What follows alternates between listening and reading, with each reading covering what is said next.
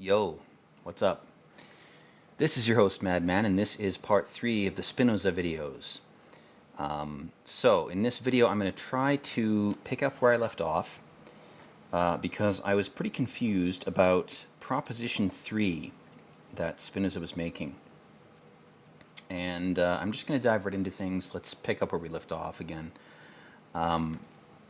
Spinoza says in Proposition 3, things which have nothing in common cannot be the cause of one another.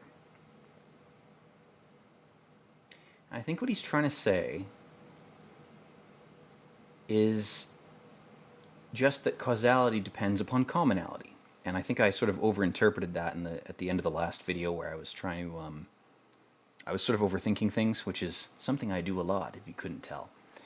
I think what Spinoza's trying to say is that you can't establish a cause and effect relationship without the two elements in that relationship being able to be connected with one another in some way. I don't know if he's talking about infinity versus finitude, which is something I got fixated on the last video. So I'm going to leave things there for Proposition 3. Let's say that's what he's trying to say. And let's move on to his proof for Proposition 3. In that proof, he says, if they, the two hypothetical elements, have nothing in common, it follows that one cannot be apprehended by means of the other. Axiom 5. Okay, and again, Axiom 5 says things which have nothing in common cannot be understood, the one by means of the other. The conception of one does not involve the conception of the other. So again, if you can conceive of a blade of grass, you can't conceive of a tree just because you've conceived of a blade of grass, even if you have a perfect facsimile of it. You know, your understanding of that one finite object does not afford you default understanding of another, even if it's sort of related to it. I think that's what he's trying to say with this proof here. And then further in this proof, he says, therefore one cannot be the cause of the other. Axiom 4. So again, Axiom 4 goes, the knowledge of an effect depends on and involves the knowledge of a cause. So in the same way that you can't understand a cause if you don't understand its effect, Spinoza's relating that disparity of understanding, or that contradiction, he's relating it to a second contradiction. And that second contradiction is, if you understand the nature of one object or one idea, even if you have another similar idea, you can't argue that you magically understand the second idea just because you understand the first. Pretty logical, right? Let's move on. Proposition 4. Spinoza writes, two or more distinct things are distinguished from one another either by the difference of the attributes of the substances or by the difference of their modifications. Again, that's pretty simple.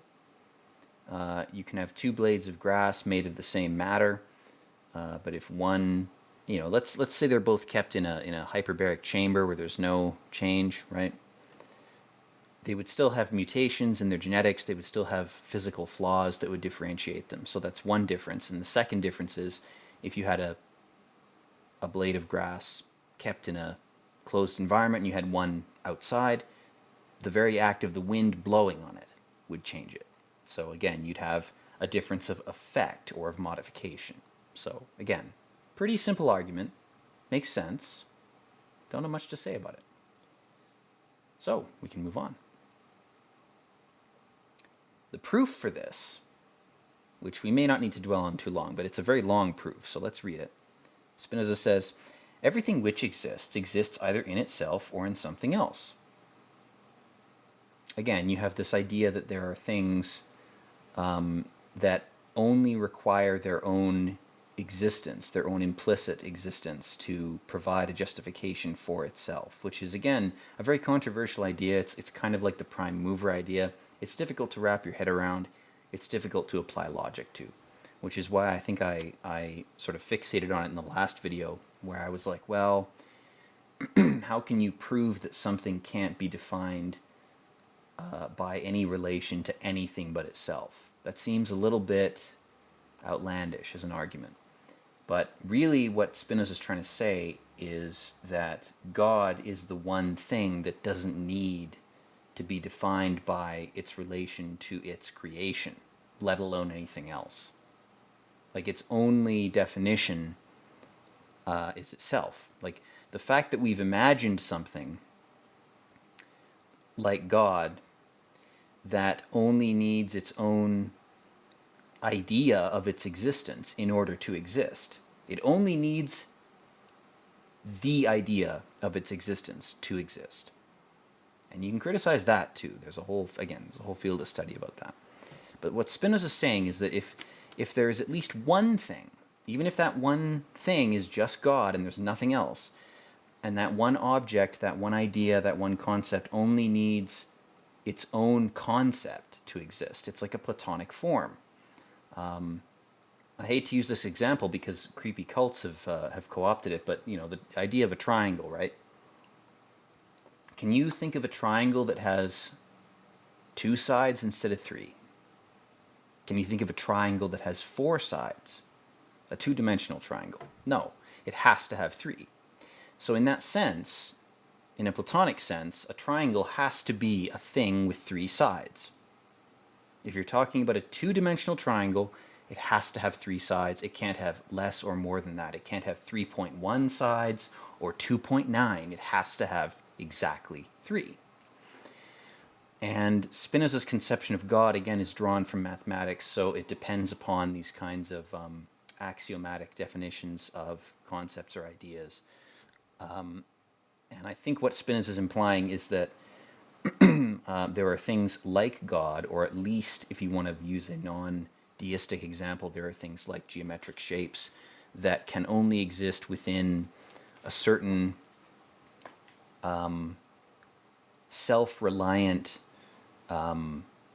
infinite loop kind of justification of their existence. There's no differentiation, there's no Derrida difference. It's just these shapes are just what they are. It is what it is. It's whatever, yo. These things just exist. And they don't need to define themselves by other things. Now, the counter-argument to that, to my conception of that, would be, well, a triangle can't be a square, and it can't be a circle. So technically, it's reliant on other shapes. What Spinoza's trying to say, I think, is that things like chaos or the fundamental infinity that he equates with God implicitly, they would exist regardless of the potential to be compared to other things. So the idea of a triangle, let's say that you were raised in a culture, right? This is a bit of an outlandish scenario, but bear with me. Let's say you were raised in a culture where you were taught that there were no other Platonic solids other than a 2D triangle. That 2D triangle, in your mind, in that culture, would not require other things to be compared to it to exist, because you could prove it exists. You could use mathematics to prove that. You could find examples in nature. And again, this is why I'm a humanities guy, because the humanities part of my brain is saying, well, what if someone grew up in that culture and discovered squares or circles? Then they would contradict the orthodoxy. They'd be called a heretic. They'd be burned at the stake, right? Which is, I think, the problem with definitions like this is we have such a limited way of conceiving of them and of thinking about them that it's very difficult to even consider these arguments without resorting to specific examples that have the potential to undermine the logic of the argument without giving it due credit, which is what I'm trying to do. And again, I'm spouting off examples like I just did, right? I'm sort of coping with the argument. I'm trying to contend with it. I'm trying to contradict it. That's what I'm trying to do because A, I don't fully understand it, and B, I have a contrarian impulse to try to provide alternate examples that contradict the argument. But let's keep going back to this point. Let's see if we can solve this. Again, things which have nothing in common cannot be the cause of one another. And Spinoza's proof goes back to Axiom 5, where he says things which have nothing in common cannot be understood, the one by means of the other. The conception of one does not involve the conception of the other. So again, this whole idea of Spinoza's, it's in part, I think, appealing to me because it contradicts the current academic orthodoxy of difference or differentiation or otherness. I want to believe that there's a cogent, viable alternative to that, because if everything can only be defined by other things, in my mind, that means that reality is just constant warfare between either ideas or people or objects. And that, to me, is a hellish nightmare. I think there needs to be something that does not require constant relational self-definition, because if there isn't at least one thing, aka God, that is free of that hell, then hell has won. So I think, again, what Spinoza is trying to do conceptually, he's trying to make an argument that supports this idea that there have to be, or there should be, at least one thing that doesn't require other things. And if I'm being generous to him, and if I'm thinking about his argument on his terms, my opinion would be that what he's saying is, again, he's using plural terms. He's saying things which have nothing in common cannot be the cause of one another. If I were to edit his writing very arrogantly, I would, 400 years later, I would say, look, your real argument here is that God doesn't need to define itself by other things, because for there to be definite, finite, different things that rely on each other in a relational way to define their existence, there has to be something that isn't reliant on relationality. For there to be light, there has to be dark. That's a very Jungian, oversimplified way of putting this. I think that's what Spinoza is trying to argue here, is he's basically saying, look, if there are things that are aspects of God or manifestations of God, those things don't have to obey the same rules as finite things. And again, that's an oversimplification. It's a generalization of his argument.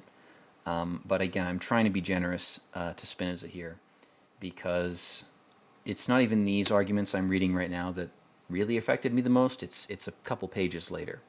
So I want to clarify what my theories or my ideas are about this before I move on, because again, I'm moving on without solving things. I don't have all the answers. I'm not a philosophy student, but I am just very interested in talking about this stuff. So I'm just riffing on it, guys. I'm not an expert. Please don't take what I'm saying as expertise or gospel. I'm sure there's a billion YouTube videos you could watch about Spinoza that will tell you a lot more than I'm telling you. Again, I make these videos for fun. I make them so I can watch them later. If you think that's egotistical, that's my response. Everybody's posting their journals online these days, so, it's whatever you. That having been said, I want to move on from this point to Proposition 4. So Spinoza says, two or more distinct things are distinguished from one another, either by the difference of the attributes of the substances or by the differences of their modifications. Again, this is kind of a repeat of Proposition 2. Two substances whose attributes are different have nothing in common. Okay. I agree with that. But he has a proof here, which I think is more important. The proof is everything which exists either in itself or in something else. Again, Axiom 1, we've gone over that. That is, by definition, 3 and 5. Went over those in the last video. Nothing is granted in addition to the understanding, except substance and its modifications. So again, matter and its potentiality versus how that potentiality is exercised or used or manifests in that matter's modifications by time, entropy, random chance, probability, whatever. There's matter, and there's how matter changes over time. That's kind of how I interpret this. Again, it's a very generous interpretation. It's probably anachronistic, but that's how I see, what Spinoza is saying. Nothing is therefore given besides the understanding. So again, the understanding of the relationship between the base matter, or not even the base, but the prior or past state of the matter, the current state, and how it's transforming or changing over time or through entropy. He's speaking temporally about how matter mutates and changes over time. Nothing is therefore given besides the understanding, by which several things may be distinguished one from the other, except the substances, or in other words, see axiom 4, their attributes and modifications. So what Spinoza is saying is you can follow the change of matter over time and you can understand something about it, but you can't understand everything because you'll never have all the information because, again, this is an anachronistic idea, but I feel like Spinoza is aware of this. I think he's touching on it. He's trying to argue that even if you understand, the progression of an apple seed to an apple to a rotten apple to a pile of dirt, you can't know all the information about that process just because you're privy to its temporal progression. You can't actually understand 100% of the information because there's always a loss of information over time. And this is a very generous, cerebral, scientific kind of interpretation of this, but I'll cope, or I'll justify that interpretation I just gave you by citing, I believe it was Epicurus, who said that reality is made up of, at a low enough level, indivisible little motes that he called atoms. I think it was Epicurus who coined the term atoms. If not him, it was an ancient Greek contemporary of his. And he had no microscopes. He had no hadron colliders. He had no computers. He didn't even have a jeweler's lens to look through. He just had his own brain. So if you think AI and fake brains are better than human brains, it's a big L. Because this motherfucker figured that out 2,000 years ago, right? He was talking about atoms before we even had a fucking machine that could look at that shit, right? That's what I'm trying to say. I'm giving Spinoza a similar type of credit for his prescience. This guy's either an alien or a time traveler. That's really the only logical explanation. He's one or more or both of those things. But that aside, let's go back to the text. Let's go to proposition 5. Spinoza writes, "There cannot exist in the universe two or more substances having the same nature or attribute." Again, we've covered that. He's repeating himself a bit, but again, he's trying to clarify his argument, like over-clarify it. And the proof for this, he writes, "If several distinct substances be granted," so several blades of grass, for example, "they must be distinguished one from the other, either by the difference of their attributes or by the difference of their modifications." So again, the difference of their initial growth. If one blade of grass has a genetic mutation and another doesn't, and let's say magically the wind that hits them and the rain it hits them, it all affects them like exactly the same, the genetic mutation in the one blade of grass relative to the other will change how it grows or transforms or is modified. Spinoza's use of the term modification, and again, this translation of whatever Spinoza said in the original Latin to the word modification, I would think a better term would be evolution or mutation. But again, it's translations from 1909. So my point is I agree with Spinoza's point here. If several distinct substances be granted, they must be distinguished one from the other, either by the difference of their attributes or their modifications. And he references proposition 4, which again we've gone over. And he goes on to say, if only by the difference of their attributes. So let's say we're talking only about genetics and not about nurture. We're talking about nature rather than nurture in our 2025 terms, right? He's saying, let's say we're only talking about nature. Even if that's the case, he argues, it will be granted that there cannot be more than one with an identical attribute. So again, he's saying there's genetic mutations. You can't have two things that are the same. Even all those epic 1930s German twins, many of which ended up in Argentina and were potentially funneled up into North America and distributed amongst different orphanages as some part of some creepy experiment. Genetics, in Spinoza's terms, are still mutable. They still are subject to chaos, to probability, to randomness. That's his point. And he's saying, I'm not even talking about time or entropy. I'm just talking about fundamental attributes. And again, in his time, there was no notion of genetics. That's what I really want to make this clear. Spinoza had no fucking idea that genetics existed. He's just using logic.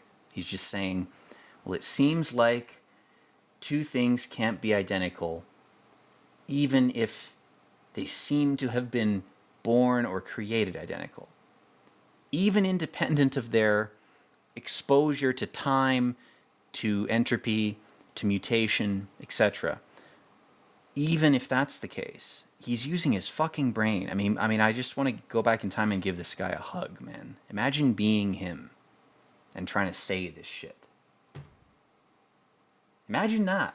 Imagine the hell of being him and having these thoughts and being like, I'm pretty sure this shit is true. Oh shit, I've been excommunicated. Now I'm starving to death, you know? I don't know his fate. I don't even want to look it up, man. It kills my heart. That's why I'm talking about him. I like the guy. Shout out to Spinoza.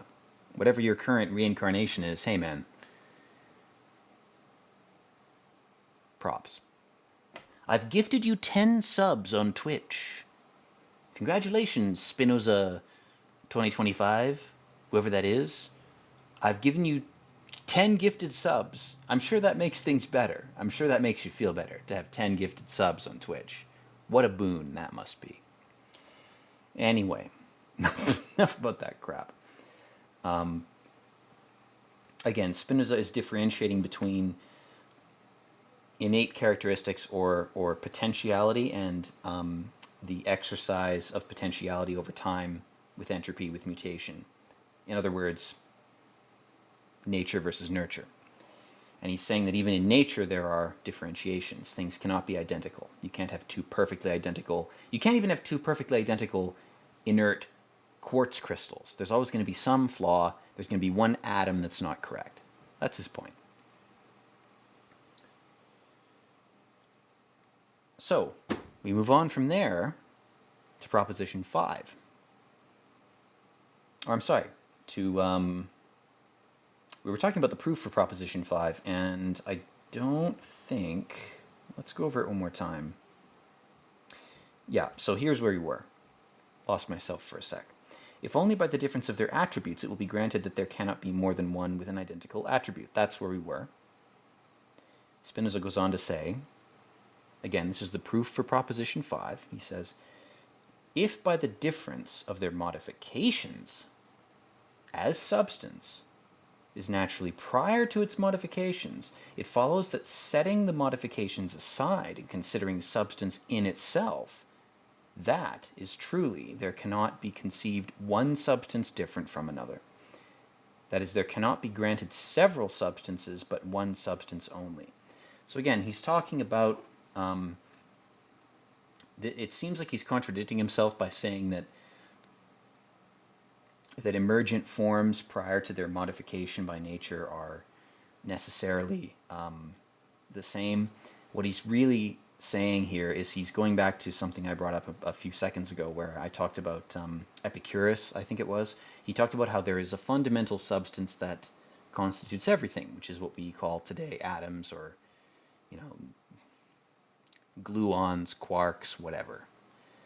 And basically, Spinoza is the type of guy who has read this stuff if that's not confirmed, it seems obvious to me that he must have read the ancient Greeks during his time, or at least heard about their ideas. And he's referencing this idea. He's saying all of matter, even if you go back to the most basic bitch, deepest level of infinity / chaos / God, even if you go down that low, there is a sense that there's a state or a point in time where substance is all the same and can't be differentiated. And then once time starts up, once the Big Bang happens, once God creates the universe, whatever your conception of that is, that sort of base substance starts to mutate. But in its original state, it was fundamentally the same. And again, this is a generous interpretation of this. There's another way of interpreting it that's a bit less deistic, it's a bit less extreme, where I think what Spinoza could be saying here too is that when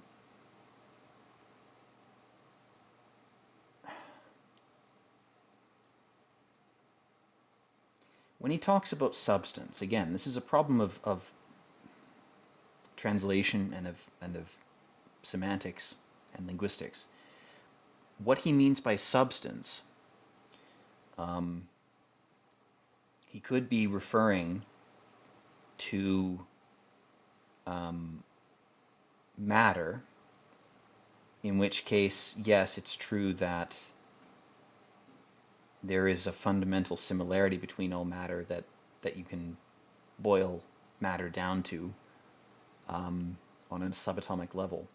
He could also be saying that matter is a kind of potentiality, or that substance is the term he uses, could be, if you, like, let's say we swap that term out for energy, for example. What he's saying is, well, all energy is the same until it achieves potential, until it becomes matter. Again, that's a very sort of generous alternate view of what Spinoza is trying to say. And again, the term substance is an interesting one. I love this old translation, but I feel like it's probably leading me astray just by virtue of the, ironically, by the entropy that has been applied to its translation over time. And this is probably just a very limited version of what Spinoza was trying to say according to our interpretations now in 2025.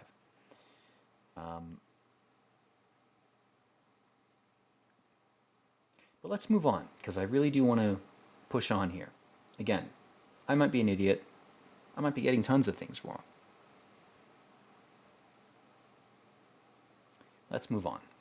Proposition 6, Spinoza says, one substance cannot be produced by another substance. Again, he's saying matter cannot be created or destroyed. That's my generous interpretation of that phrase. I think that's true. And his proof for this is, it is impossible that there should be in the universe two substances with an identical attribute. Again, regardless of the confusion about what the term substance means that I just talked about, I think he's right here. It doesn't matter how you define substance. His logic is sound despite the passage of time, despite different terms being replaced by other terms, despite different contexts, despite the entropy of language taking place. I think that what Spinoza is saying holds true. Again, he's saying there can't be two identical things, ever. I think that's true. Which have anything in common to them both. And he goes on to say, one cannot be the cause of another, neither can one be produced by the other. So again, he's talking about matter not being able to be created or destroyed, which I don't think was a Newtonian precept, but it's something I should have brought up probably in the last video, at least towards the end of the last part. And that's on me, it's my bad. But the idea that matter cannot be created or destroyed, it can only be reconfigured, that figures into Spinoza's argument, where he says, well, if something already exists, it can't produce something new, and it also can't produce something identical to itself. Because if it cloned itself perfectly, technically it wouldn't be producing a new thing, it'd be producing a copy. But even that copy would end up being new because the forces of entropy, of time, of, you know, probability would change it. One blade of grass, even if it was a clone of the first one, the wind would hit it slightly differently. So it wouldn't be the same blade of grass. So again, I think his argument actually holds true. I think I agree with it. I can't find a specific reason to disagree with that. So again, in modern day terms, we have summarized these types of arguments with the phrase, matter cannot be created or destroyed, it can only be rearranged. Which is true, I think, accepting God. You know, people think of the universe as something God created and then he stopped creating. What if he's still making shit? Anybody ever thought of that? Maybe God is still making new shit. He's just doing so without you knowing it. Maybe he's adding to the universe constantly. You just don't see it. Spinoza's arguments would allow for that, because the only thing that would be able to create novel forms would be something that was outside creation, something that was infinite, something that was its own cause, something that was dependent only on its own idea of existence in order to exist. Again, that's how Spinoza defines God. It's an interesting definition. It appeals to me. I like it. So I'm going to probably wrap things up here really quick because I'm getting a bit tired. So we're going to talk about the corollary for this sixth proposition, which again was one substance cannot be produced by another substance. We talked about the proof, which was fairly short. Let's talk about the corollary. So Spinoza's corollary for this point is this. Hence it follows that a substance cannot be produced by anything external to itself. Okay. For in the universe, nothing is granted save substances and their modifications. And he goes on to reference some axioms. And then he says, now substance cannot be produced by another substance. Again, matter cannot be created or destroyed, especially by other matter. A blade of grass cannot produce a new blade of grass that is not related to itself.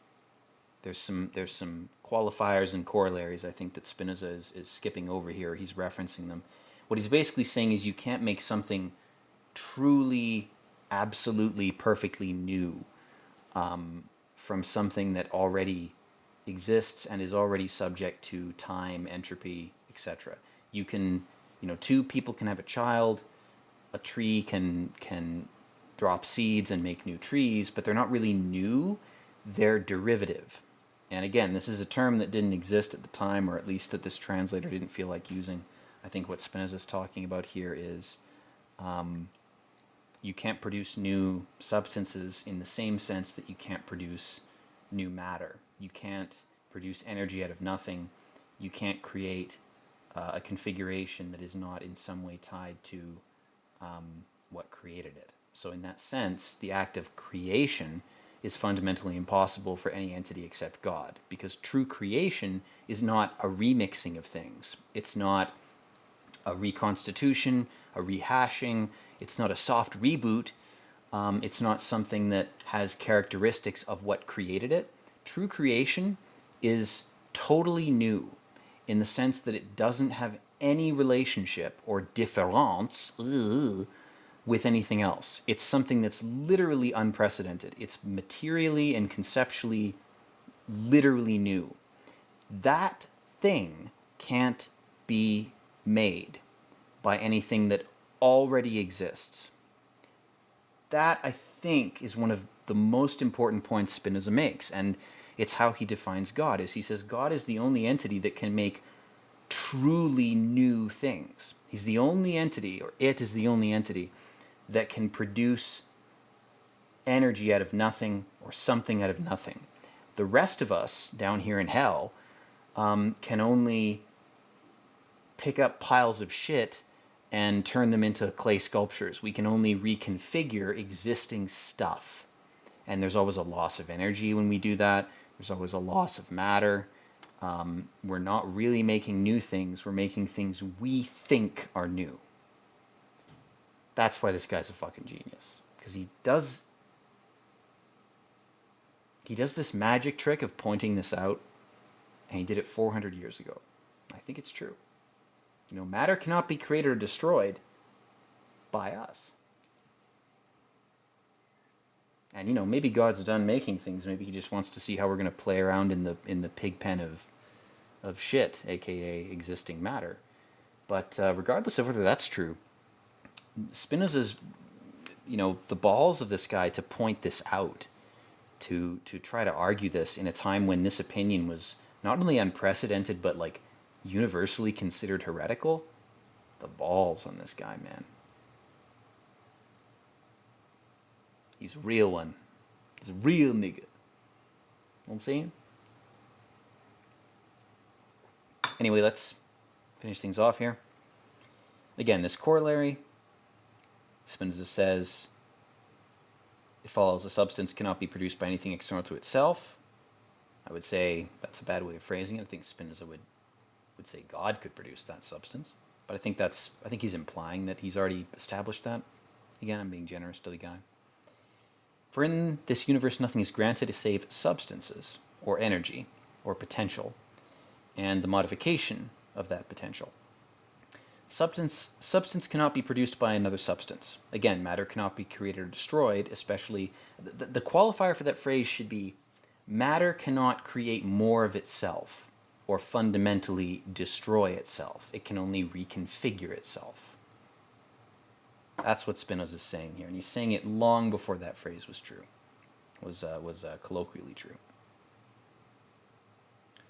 Therefore, it cannot be produced by anything external to itself, QED. This is shown still more readily by the absurdity of the contradictory. So again, what he's implying is, imagine if matter could just make more of itself forever. Well, that to me reminds me of this thought experiment where nanomachines go rampant in the universe, and there's some program that they're running on where, there's a civilization that starts a program of nanomachines to, let's say, convert all matter you touch into paper clips. And that civilization dies, but the nanomachines live on, and so the entire universe becomes paper clips.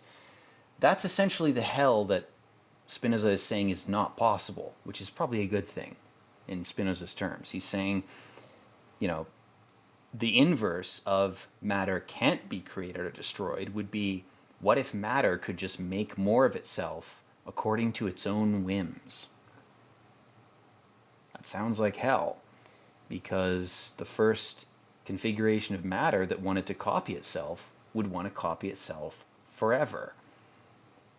And if it had no universal laws opposing that desire, then the whole universe would become whatever the fuck. If it was infinite hamburgers, the whole universe should just be hamburgers. And if there was no laws to restrict that impulse to copy, I like hamburgers, but I wouldn't want to live in a universe made entirely of hamburgers. This is absurd as fuck, but this is what Spinoza is trying to say. I'm trying to apply some sort of metaphor to this. Because again, Spinoza is talking just about ideas. The guy lived 400 years ago. He was probably like, well, I'm probably going to die of dysentery in about 5 years, so I better write this shit down in as compact and zip file compressed a way as I can. I better just talk about the ideas. If he'd been providing examples, they would have been specific to his time. So again, the last thing he says in this corollary here is, for if substances be produced by an external cause, like God, the knowledge of it would depend on the knowledge of its cause, and it would itself not be substance. So I guess by external cause, he's not referring to God. He's referring to a cause that is theoretically untethered from the emergence of these substances or physical things. So he's arguing that there has to be a constitutive force that's connected to finite things, and that constitutive force, I'm assuming he's implying, is God. Again, the problem with doing these videos is, as you read further into this part of this book, Spinoza's terms become more clear. And again, the articulation is very old-fashioned, but I'm kind of skeptical about new translations. Older translations are often better. If I was really a baller, if I was really serious, I would learn Latin and read Spinoza in the original Latin. Then I'd be translating that for you. But this is the oldest translation I've come across. It's the one that kind of blew my mind. So, you know, I'm going to leave things there at the corollary for, where are we at? Proposition 6. Okay, so we're going to leave things there. Thank you for watching. Hope you enjoyed the video. And I hope that you have a sense of spiritual fulfillment in your life. I hope that you have a sense of philosophical curiosity. I think it's always good to have that. You don't want to, you know, get balls deep into this and lose your whole life. But it's useful to look into it now and then, and you know, watch some YouTube videos. Watch videos that are better than mine. I should probably take my own advice. Watch some Spinoza videos. But I wanted to give you my unfiltered, uninfluenced opinion. As raw and stupid as it is, I didn't want to do research because I didn't want to be parroting other people's opinions, which sounds like cope, but it is what it is. This is how I encountered this text. It's, you know, something that influenced me, and I wanted to give you my opinion. So if I had watched a bunch of tutorial videos or summaries of Spinoza before I talked to you, I would just be repeating what they said. I would be giving you my thoughts from my own brain, as mad as it may be. That's what I want to do on this channel. I want to express my thoughts as they are. So, in any case, guys, hope you're doing well. Again, thanks for watching. Please like and subscribe if you like my stuff. More videos to come of various types. And, yeah. Peace.